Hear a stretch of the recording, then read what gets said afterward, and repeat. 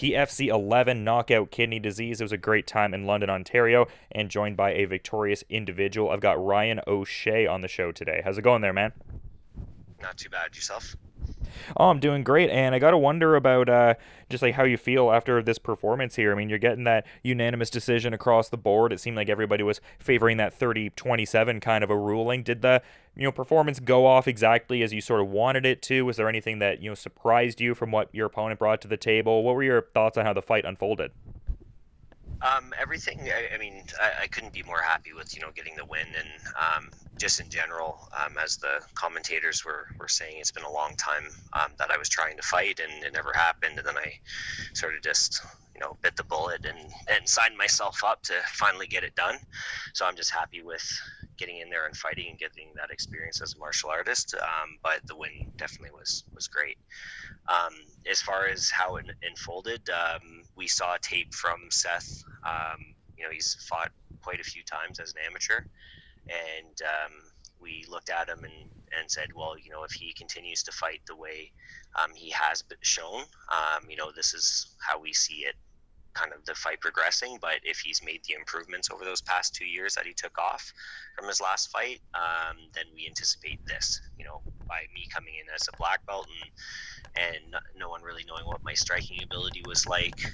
We anticipated him playing, a ranged striking game and trying to catch me coming in, because we assumed that he would assume that I would be shooting.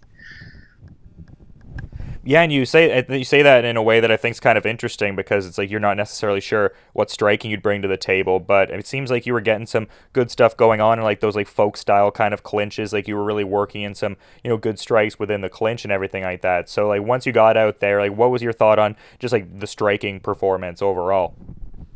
I definitely felt, he made a lot of big improvements on the feet. I do feel like I had a marked advantage. But definitely I was a little bit awkward with that reach. His lead hand was pretty low, which was opening up the right. And that was something that we were looking to land. But I kept on. It was almost like that old timey boxing stance, because every time I took a step forward, my footwork was on point, and I was trying to angle off for my jab to set up the straight right. But he kept on kind of pushing me back with the jab, which made me step out more to the side, which made me turn over my hand on the right, and it kept coming out as an overhand. I was actually a little disappointed with how sloppy I felt with that right. Because it's not something we worked a lot of boxing. All my hard sparring was actually pure boxing, just to prepare me, and go from there. The clinch work was actually all initiated by him. As soon as he locked up with me, I honestly didn't feel any attempts on his part to try and take me to the mat. He just sort of grabbed me and put me against the cage. I know my coach was yelling at me to spin him around and put him on the fence, but honestly I was resting there, so I could just sort of pick my shots inside and land the odd knee and then frame off his head and try and go for a knee to his head. But he was just eating them and not really answering, so I was content to just sort of stay in that position and just keep scoring. Yeah. He definitely initiated a lot of those like folk style kind of exchanges. I guess what I was saying though is it seemed like you were kind of getting the better of like the dirty boxing type of exchanges once the fight got to that realm. Yeah. Again, I have a pretty mixed history in martial arts. So, I've always trained in. I come from like my Muay Thai background is actually from shoot box.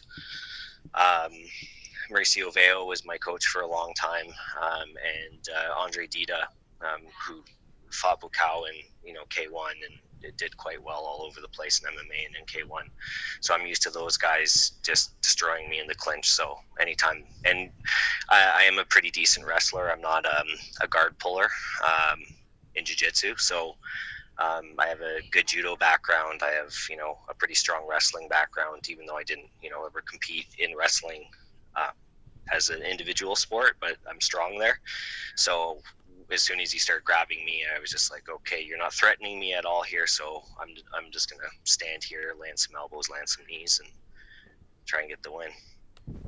Yeah, and I noticed this was your pro debut and everything like that, and you just alluded to the fact that it was difficult to like secure any type of fight for you for like a pretty meaningful period of time. So just all factors considered, like how do you feel now, like with the victory in your pro debut, and was it everything you thought it would be? Is it an altogether different sensation? Like where are you at with that? Oh, I had far too much fun out there. That was something that this was a bucket list fight. Like it was something that again 10 years ago I was trying to fight for about 3 years straight, training hard, redlining, getting contract after contract to fight out in Alberta. And then I was listed as a purple belt instructor at the time for Toronto BJJ, and every time these guys would sign fights with me, they were coming from MMA gyms with not a high level of jiu-jitsu. They'd do their research, see my credentials, and then immediately cancel the fight. To the point where I actually asked the owner to take me off the website, and that did kind of work. But then my last opponent ended up just getting injured and wasn't able to fight. And then that was sort of the story too for this fight. I was supposed to fight a guy at 160 as a catch weight, and they didn't really like he was more of a striker, so they didn't really like the matchup and were humming and hawing about it for a long time. So then they set up a different opponent for him, and then that first guy ended up completely pulling out of the fight. So then they said, okay, Ryan, you're going to fight this guy. And then he got injured, and it was one thing after another. And then Seth's coach, Chris, basically called me out and said, you're whining about not being able to get a fight, and here we are at 145. And it's like, well, I've never been that light in my life, so I don't know if I can do it. But I talked to my wife about it, who's a pretty talented nutritionist, and she said, I think we can get you down there. So we took the fight. And getting the victory over Seth Connor there and everything like that, and we're talking about how it was like probably a frustrating, difficult saga to get you set up with a fight. Is there a strange level of camaraderie and kinship you have with a guy like Seth Connor, who's like finally stepping up, taking the fight, and letting you kind of ply your trade out there? Yeah, definitely. I mean, I think Seth probably was having the same issue. He's a really big 145er. He's marked as being 6 feet tall, but he felt a lot bigger in there. He's heavy legs and everything else, and then having like 20 amateur fights, for other guys coming up to fight, their first fight, or even the first couple fights. That's a huge experience disparity to go against, and there always seems to be this edge if you're a talented Brazilian jiu-jitsu guy. It's kind of like the guys don't really want to risk it. I don't get it, because if you're a talented pro Muay Thai guy from the past, the guys seem to have no issue getting fights, but I don't know what it is with the jiu-jitsu side of things. Yeah, but talking about the jiu-jitsu side of things, listed as training out of Stratford BJJ and everything like that, I'm kind of wondering what the reception was like when you came in for some lessons and stuff like that today. A lot of fanfare, I'd imagine, a lot of uproarious reactions kind of thing. Yeah, well, Seth gave me a pretty good black eye, so that's been fun. Explaining to my 5-6 year olds in class, like, I had a competition, and you don't want to be saying like, I was fighting for fun and everything else. It's been fine.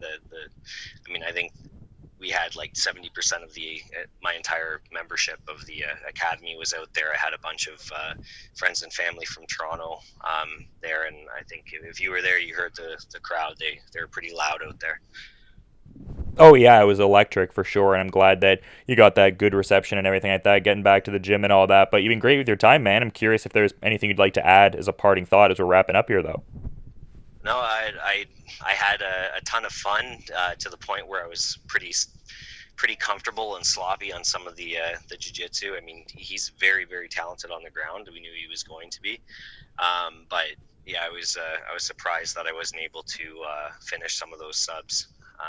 I lost, I think, the majority of the weight.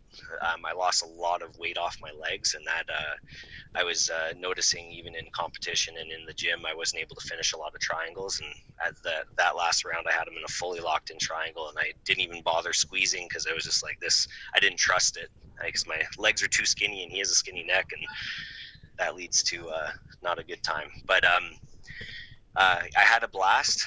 My wife is moving to a new location, so the next year is going to be all about her. And if I do fight again, it'll have to be next summer. Oh, so you wouldn't be looking to get on that PFC card in December, eh? No, that'd be impossible.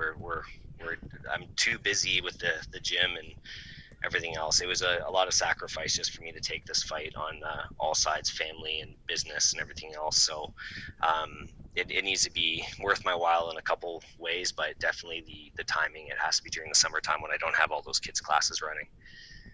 Well, the sacrifice definitely paid off, manifesting itself in a big win at PFC 11, knockout kidney disease. It was a great event being there for myself in London, Ontario. I quite enjoyed myself for sure in that big unanimous decision over Seth Connor. And just, yeah, really appreciate all the time and insights there, Ryan. Thanks for the time, and enjoy the rest of your day too, man.